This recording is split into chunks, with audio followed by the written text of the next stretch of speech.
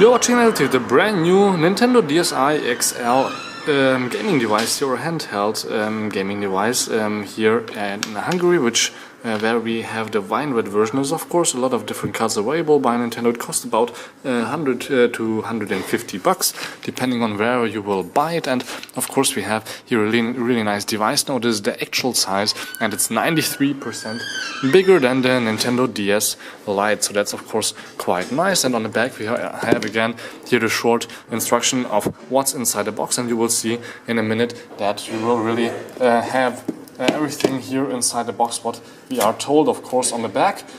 Here with this wine red version, what was stunning for me is though this. Why do we need this much paper? I mean, the half of the box of the Nintendo DSi is this much paperwork. You could just put the manual inside the device, or maybe on a CD or SD card or something like that. That's not really environmental by Nintendo.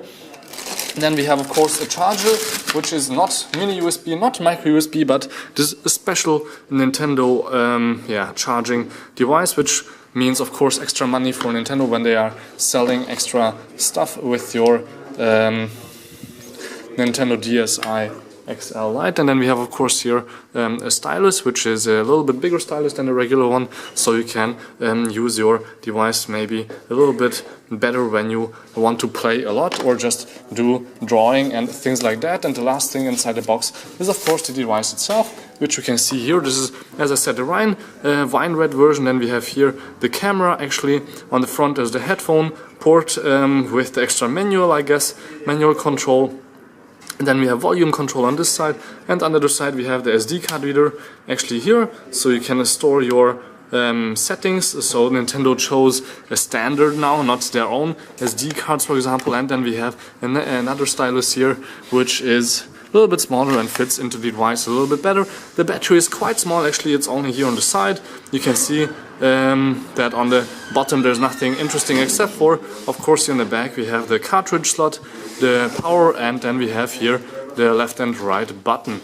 So let's open up the device, and then you will see that we have inside also here a camera, a microphone, and some gaming controls. We have start, select, and power button, and of course the speakers, and you can actually open up the device quite far, 180 degrees. So in size comparisons to a 7-inch tablet, for example, which costs twice as much, the Nexus 7, you can see that the display is of course a little bit bigger, and also in terms of thickness it's more handy.